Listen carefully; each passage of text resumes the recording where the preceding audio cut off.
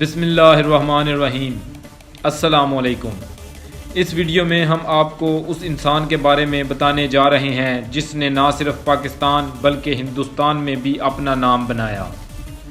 Video شروع کرنے سے پہلے اگر آپ روزمرہ کے سوشل ایشوز کے بارے میں جاننا چاہتے ہیں تو ڈسکرپشن میں دیے گئے لنک پر جائیں اور اس چینل کو سبسکرائب کریں۔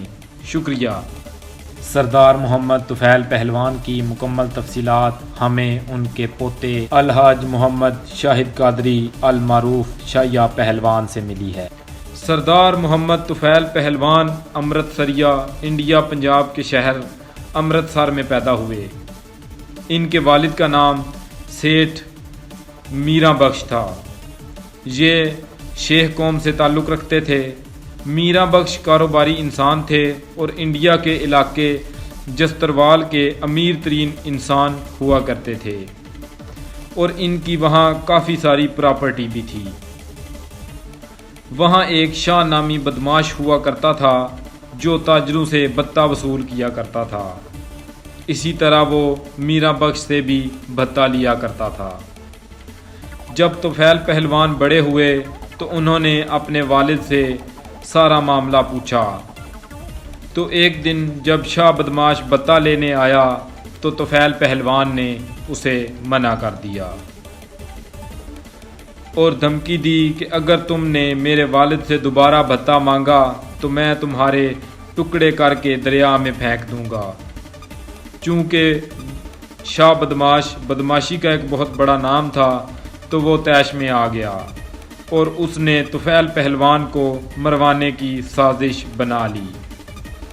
اس نے طفیل پہلوان کے دوست جو کہ سکھ تھے 5000 روپے دیے اور بولا کہ تم طفیل کو دریا کے کنارے لے آنا، میں اسے مار دوں گا۔ مگر سکھ دوستوں نے دوستی نبھاتے ہوئے ساری بات طفیل پہلوان کو بتا دی۔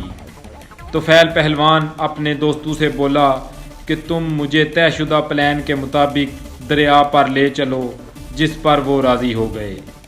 جب یہ لوگ وہاں پر پہنچے تو شاہ بدماش اپنے بندوں کے ساتھ وہاں گھوڑوں پر پہنچا اور آتے ہی اس نے تلوار نکال لی۔ اتنے میں طفیل پہلوان نے بھی ریوالور نکال لیا، جس پر وہ لوگ ڈر گئے۔ طفیل پہلوان نے سکھوں اور اس کے ساتھیوں سے بولا میری تم سے کوئی دشمنی نہیں ہے، تم سب چلے جاؤ ورنہ جان سے ہاتھ دھو بیٹھو گے۔ تو وہ لوگ وہاں سے بھاگ گئے۔ طفیل پہلوان نے شاہ بدماش کو مار کے اس کے ٹکڑے کر کے اسی دریا میں پھینک دیے۔ اس طرح طفیل پہلوان کا نام سارے امرتسر اور پنجاب میں بڑھتا چلا گیا۔ اس طرح طفیل پہلوان نے تمام تاجروں کی اس شاہ بدماش سے جان چھڑوا دی اور تمام تاجر جن سے شاہ بدماش بھتہ لیا کرتا تھا وہ بہت خوش تھے۔ امرتسر میں ایک سکھ رہا کرتا تھا جس کا نام سردارا سکھ تھا۔ وہ مسلمانوں کا بڑا دشمن تھا اور کسی کو بھی دین اسلام کی آواز بلند نہیں کرنے دیتا تھا۔ جو بھی یہ کرتا وہ اس کا سر کاٹ دیا کرتا تھا۔ جب طفیل پہلوان کو اس بات کی خبر ملی تو انہوں نے اس کو قتل کر کے اس کی لاش کو جستروال کے بہت ہی مشہور چوک میں لٹکا دیا تھا۔ اس واقعے کے بعد طفیل پہلوان اشتہاری ہو گئے، مگر اینٹی مسلم سکھ جو تھے وہ ان کے نام سے بہت زیادہ ڈرنا شروع ہو گئے تھے۔ اس واقعے کے بعد طفیل پہلوان کا نام سردار طفیل پہلوان مشہور ہو گیا۔ ان کے والد نے اس وقت کے مہنگے ترین وکیل ہائر کر کے ان کو بری کروا لیا۔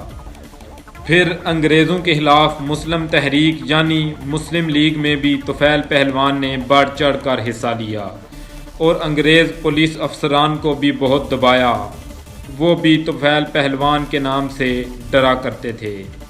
قیام پاکستان کے وقت جب ہندو اور سکھ مسلمانوں کے انڈیا سے آنے والے قافلوں کو مارتے اور لوٹتے تھے اور مسلمان بچوں کو قتل کر دیا کرتے اور عورتوں کو اغوا کر کے لے جایا کرتے تھے، تو اس وقت طفیل پہلوان نے اپنے قافلے کے آگے اور پیچھے لکھ کر لگا دیا تھا قافلہ طفیل پہلوان جستروال، تو سکھ دور سے ہی دیکھ کر بھاگ جایا کرتے تھے۔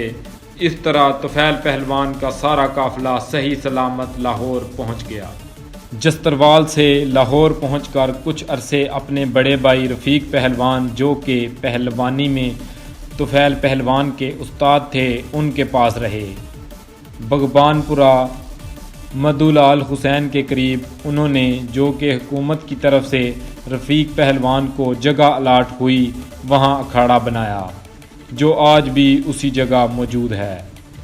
رفیق پہلوان کا بیٹا صدیق پہلوان کھوجے والے کے نام سے بہت مشہور ہوا اور پاکستان ریلوے کی طرف سے ریسلنگ کا چیمپئن بھی بنا اور اپنا بہت نام کمایا۔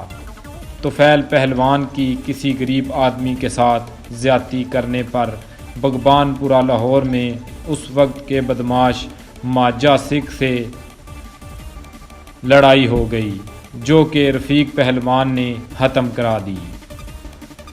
طفیل پہلوان کو ان کے بڑے بھائی نے وہاں سے سکھی کی منڈی، جہاں پر جستروال سے آنے والے ان کے کچھ رشتہ دار پہلے سے شفٹ ہو گئے تھے، ان کے پاس شفٹ کروا دیا تاکہ ماجا سکھ پارٹی سے جھگڑا نہ بڑھ جائے، کیونکہ رفیق پہلوان بہت کاروباری اور شریف آدمی تھے۔ وہ اپنے بھائی طفیل پہلوان سے بہت زیادہ پیار کیا کرتے تھے۔ اب طفیل پہلوان جب سکھی منڈی شفٹ ہوئے تو ان کو جستروال انڈیا میں جو پراپرٹی چھوڑ کر آئے تھے، اس کے بدلے آدھی سکھی منڈی کی جگہ الاٹ ہو گئی، جو کہ قیام پاکستان سے قبل ہندو اور سکھ چھوڑ کر گئے تھے، مگر وہاں پہلے سے ہی رہنے والے چودھری ٹائپ لوگ، جن کا سربراہ عاشق حسین بٹی تھا، اور امرتسر سے ہی مہاجر ہو کر آنے والے کچھ لوگ، جو کہ طفیل پہلوان کے سکھی منڈی شفٹ ہونے پر پہلے ہی عاشق حسین بٹی گروپ کے ساتھ مل چکے تھے۔ ان کا سربراہ صوفی حسین احمد تھا اور ہندو اور سکھوں کی خالی شدہ جگہ پر قبضہ کر چکے تھے، اور بعد میں شفٹ ہونے والے طفیل پہلوان اور ان کے آنے والے ساتھی مہاجرین کو نوکروں کی طرح سمجھنے لگے، جو کہ طفیل پہلوان نے برداشت نہ کیا اور حق کی آواز بلند کی اور ڈٹ گئے، جس پر 1960 میں بہت بڑی لڑائی ہوئی دونوں گروپوں کے درمیان، جس میں عاشق حسین بٹی، جو کہ سکھی کے ارد گرد تقریباً 100 کے قریب گاؤں اور بھٹی برادری کا سربراہ تھا، اس نے گاؤں اور اپنی برادری کے لوگوں کو منڈی میں مہاجروں کو مارنے کے لیے بلا لیا اور پہلوان گروپ پر حملہ کر دیا اور بہت زیادہ فائرنگ ہوئی، جس میں 2 افراد زخمی ہو گئے، جو کہ کچھ عرصہ بعد مر گئے۔ طفیل پہلوان نے خود تھانہ سکھی جا کر اس وقت کے ایس ایچ او سے بات کی اور ساری تفصیل بتائی، جس پر ایس ایچ او نے طفیل پہلوان سے 5000 لیے اور کہا کہ تمہارا نام نہیں آئے گا۔ بعد میں چودھری ارشد اللہ، جو کہ بلدیہ کا چیئرمین اور عاشق بھٹی گروپ کا حمایتی تھا، اس نے ایس پی گجرانوالہ کو بلوا کر طفیل پہلوان کا نام بھی نامزد پرچے میں کروا دیا۔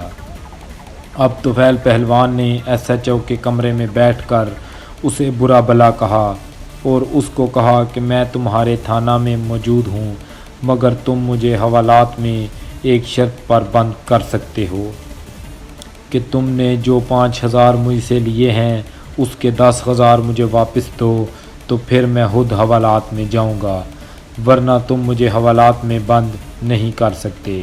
جس پر ایس ایچ او نے 10,000 طفیل پہلوان کو دیے اور طفیل پہلوان خود ہی حوالات میں بند ہو گئے۔ اس ویڈیو کا پارٹ 2 بھی آپ کو رضا علی احمد یوٹیوب چینل پر ملے گا۔ اگر آپ نے میرے چینل کو ابھی تک سبسکرائب نہیں کیا تو پہلے میرے چینل کو سبسکرائب کر دیں اور بیل آئیکن کو دبا دیں تاکہ میری ہر ویڈیو کا نوٹیفیکیشن آپ تک پہنچ سکے۔ اپنا بہت زیادہ خیال رکھیں، گھر رہیں، محفوظ رہیں۔ اسی کے ساتھ علی احمد آپ سے اجازت چاہتا ہے۔ اللہ حافظ۔